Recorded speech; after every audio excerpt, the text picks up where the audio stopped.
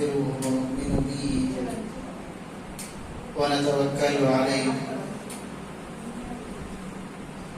ونعوذ بالله من شرور أنفسنا ومن سيئات أعمالنا من يهده الله فلا مضل له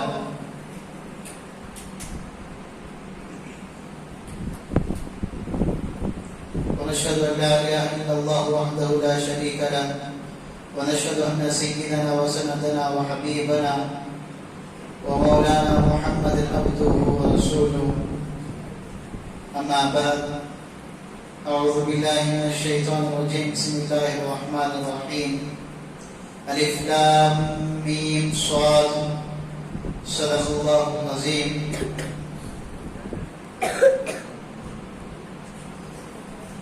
محترم سامعین کرام، بزرگان دین، نوجوانان ملت، پورے ذوق کے ساتھ، شوق کے ساتھ، پیار کے ساتھ، ادب کے ساتھ، اخلاص کے ساتھ دل کی گہرائی سے ایک مرتبہ درود شریف پڑھ لیں۔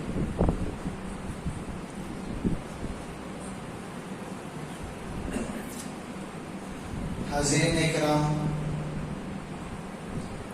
8ویں پارے کے آدھے پارے تک کی تفسیر کل مکمل ہو چکی ہے۔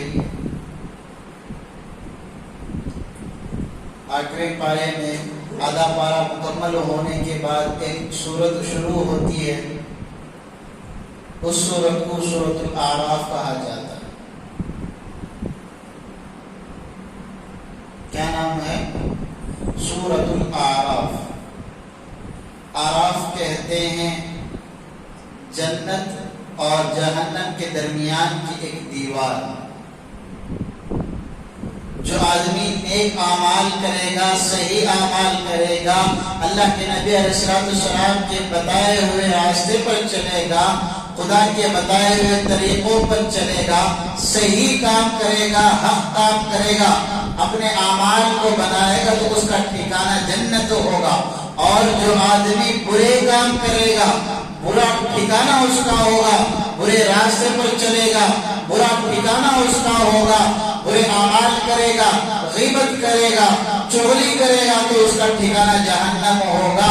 اور جس آدمی کے اعمال اچھے بھی ہیں اور اس کے اعمال برے بھی ہیں، برے بھی برابر ہیں، اچھے اعمال بھی برابر ہیں، وہ دونوں اعمال کی برابری کی وجہ سے اس کو اعراف کے ایک مقام میں رکھا جائے، اور وہ جنت اور جہنم کے درمیان کی ایک دیوار ہے، اس دیوار کے بالا خانے میں اس کو رکھا ہے۔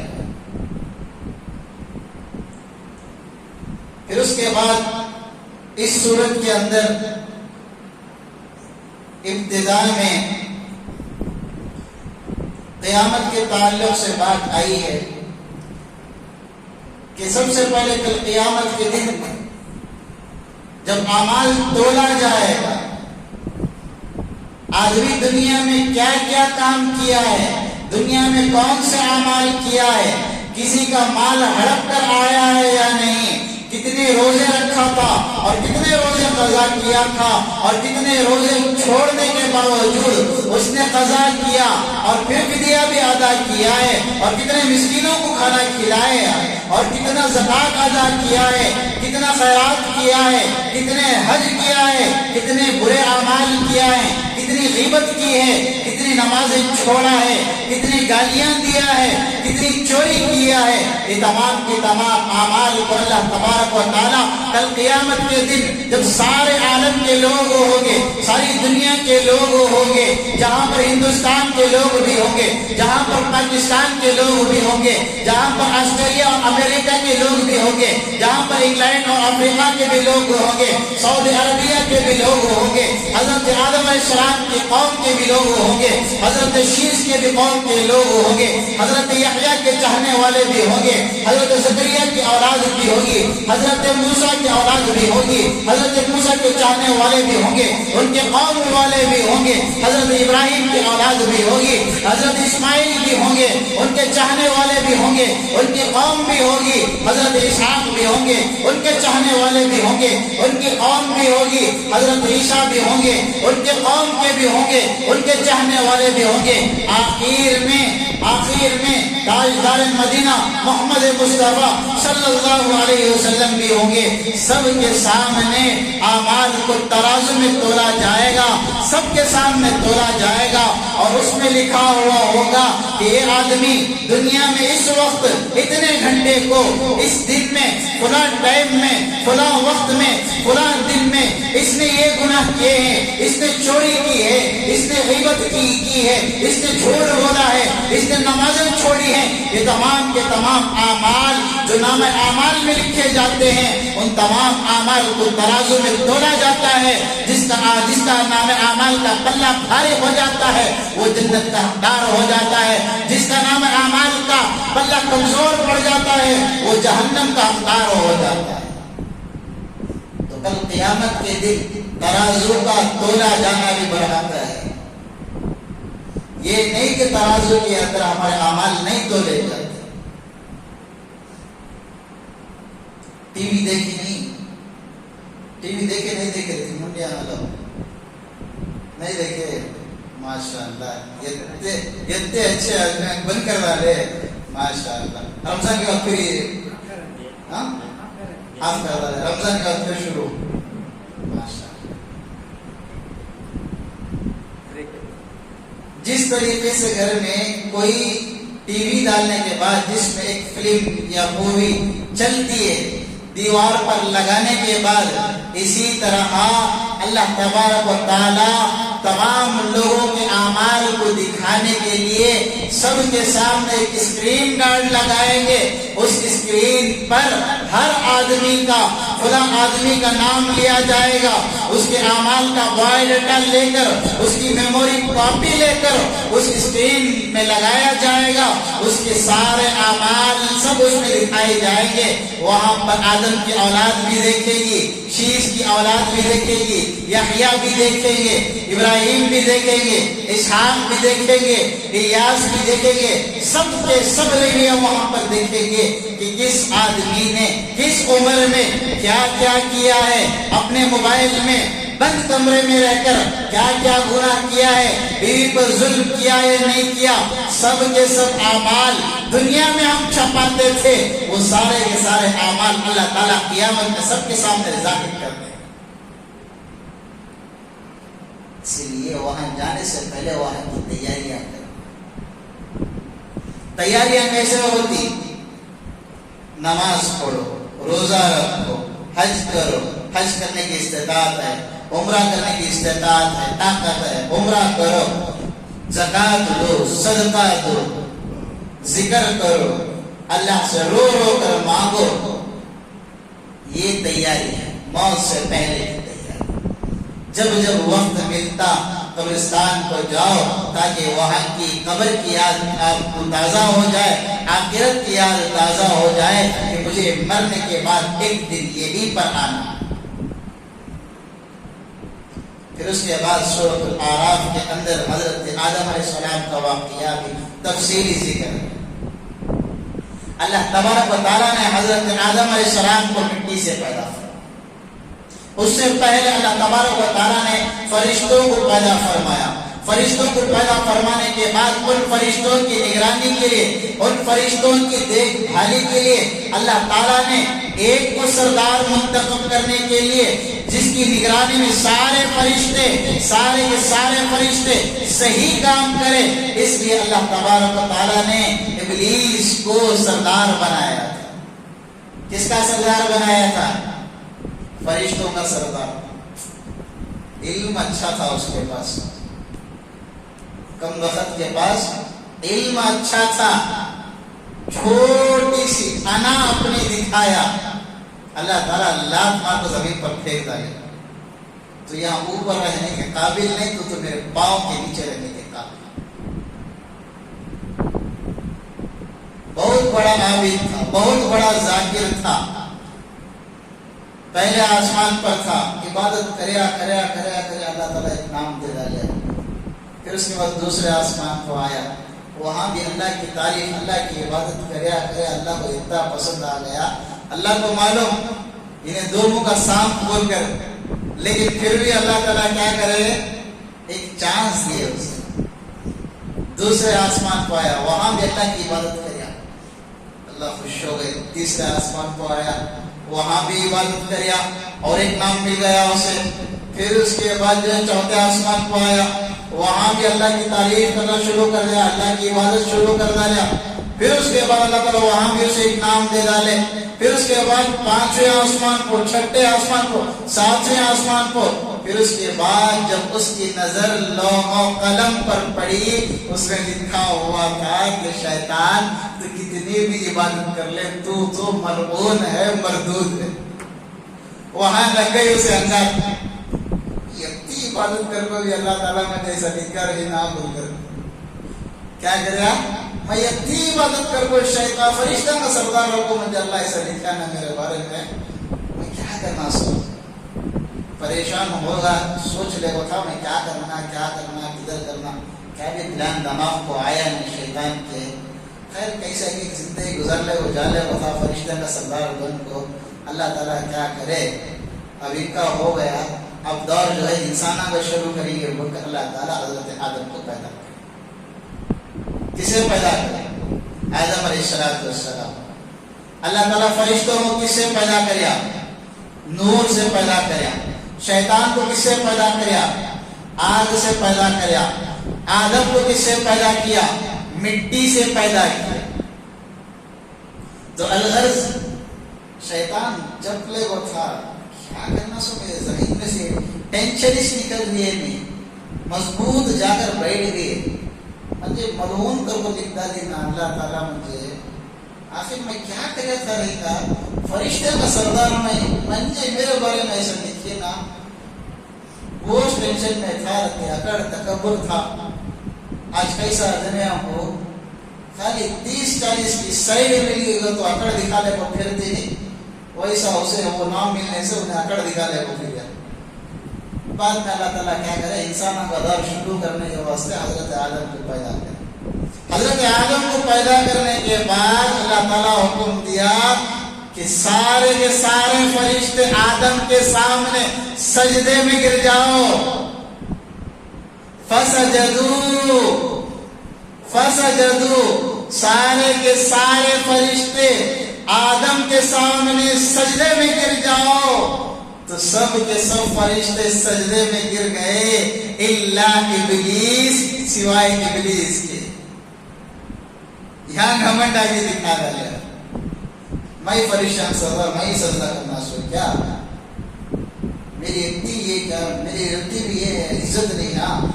فرشتہ کا سردار, فرشتے سزا کرنے کیا کہ ایک بات ہوگا میرے چمچے. اب میں فرشتہ کا سردار, میں سزا کرنا سو. انسان کو اللہ تعالیٰ آدم کو بنایا سو مٹی سے, میں آگ سے. مٹی کے اوپر آگ, مٹی کے آگ کے اوپر مٹی ڈالے تو آگ بجھتے یا مٹی بجھتے, کیا بجھتے, آگ بجھتے. لیکن مضبوط کون سی چیز ہے, مضبوط کون سی چیز ہے, آگ ہے. مضبوط کون سی چیز ہے, میں مضبوط مجھے آگ سے پیدا کریا سو اللہ اسے دیکھے بول تو مٹی سے پیدا کریا, میرے سے کم طاقتور انہیں, لیکن اللہ مجھے ایک سجدہ کرنے کے واسطے بول رہا. اس سے کیا کریا, میں یہ کرتا اللہ میں سجدہ آدم کے سامنے. اللہ تعالیٰ کیا کریا, آ رہے ہیں میرے بیٹے کو پکڑا کہ نہیں, ایسا لازم آپ کو فٹ بال کے ساتھ پھیر دے, جا دنیا جا کو ہمارا ہوا دنیا میں کیا کرتا ہی کر لے, جا دیکھ لیے تو عبادت کر لے. تو دنیا سے اوپر چڑھا نا آسمان سے, اسے یہ عزت دیا تو ایسا کر رہا سو کیا, چل نیچے. پھر نیچے لات مار کو بگایا اللہ تعالیٰ.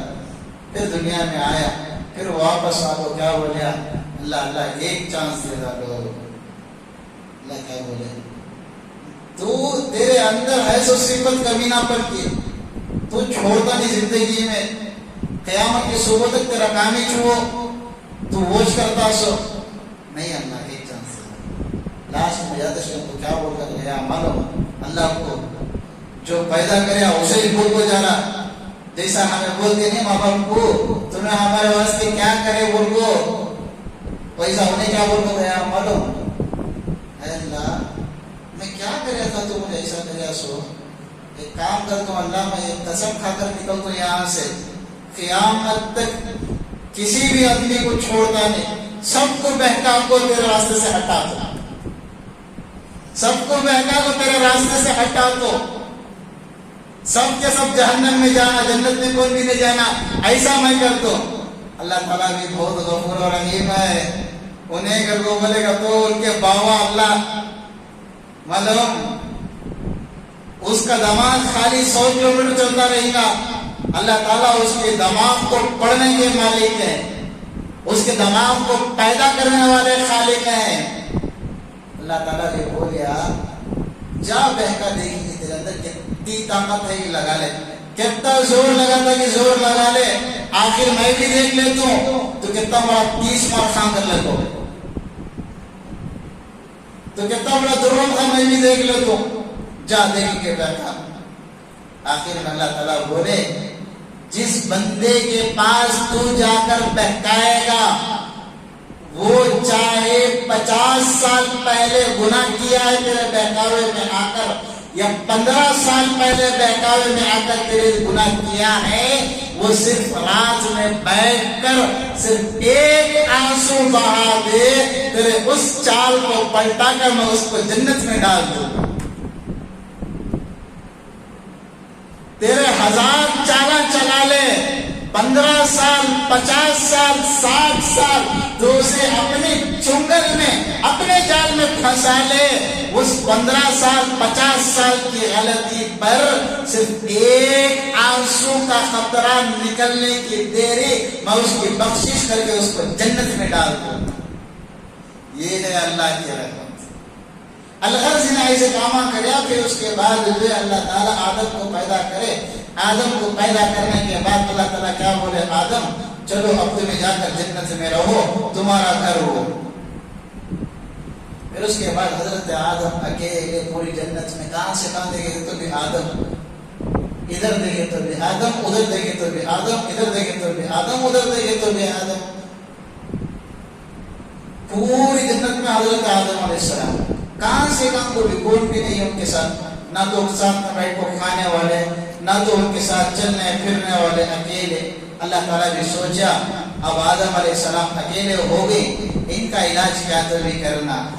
اللہ تعالیٰ کیا کریا، حضرت آدم علیہ السلام کی تیڑی پھسلی سے ان کی بیوی حضرت حوا کو پیدا کی۔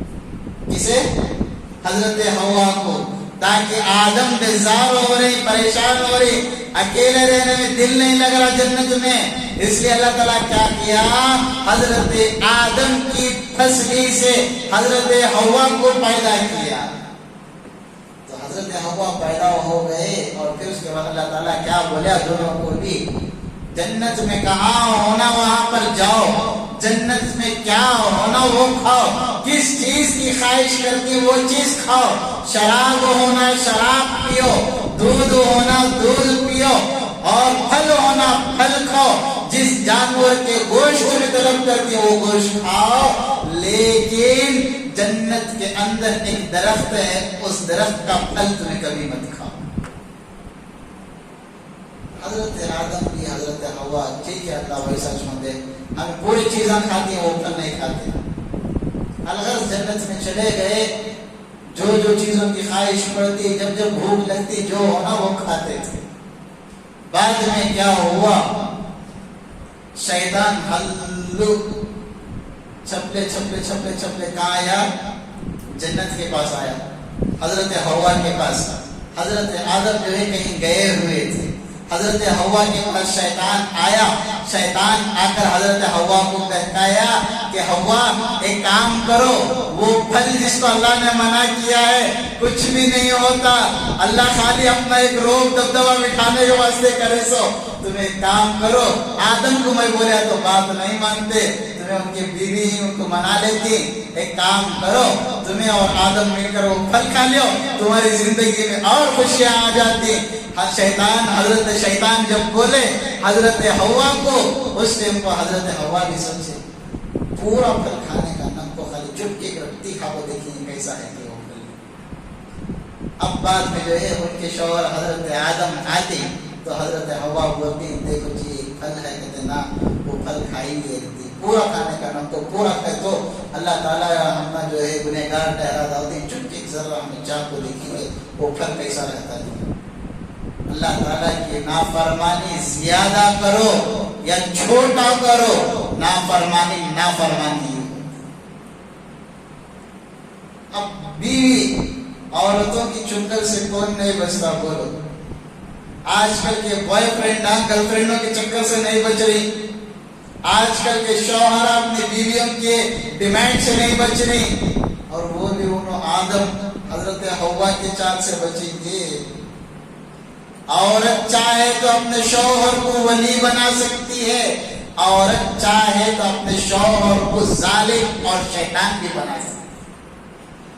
عورت کے ہاتھ میں شرط یہ کہ عورت بننا، عورت بنی سب کچھ بن گیا، عورت بگڑی سب کچھ بگڑ گیا۔ الغرض حضرت حوا جو ہے حضرت آدم کو منائے کھچلائے، یہ کرے حضرت آدم بھی سوچے چلو بیوی کی بات تو ماننا چاہیے، بولو کیا کرے، درخت کے پاس گئے پھل کھا لیے۔ اللہ کو غصہ آنا ہی تھا، حضرت آدم حضرت حوا دونوں کے بدن کے کپڑے جو جنت کے تھے وہ دونوں لباس اللہ تعالیٰ اتار دیا، بالکل ننگے بدن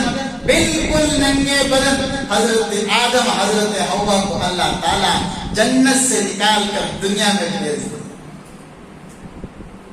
چھوٹی سی غلطی، اللہ کے حکم کی نافرمانی کرنے پر اللہ تبارک و تعالیٰ کپڑے اتار کر دنیا میں بھیج دیا۔ ساری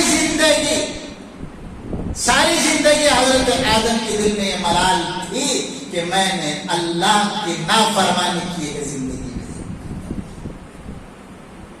آج ہمیں اپنے دل پر ہاتھ رکھ کر سوچے، ہمیں اللہ کے سامنے کھڑے ہوتے ہیں ہمارے دل میں افسوس تک نہیں رہتا، ہمیں اپنی زندگی میں اللہ کو کتنی مرتبہ ناراض کیے ہیں، ہمیں اپنی زندگی میں اللہ کو کتنی مرتبہ نافرمانی کیے ہیں، ہم اللہ کے سامنے کتنے وعدے کرنے کے بعد ان وعدوں کو توڑے۔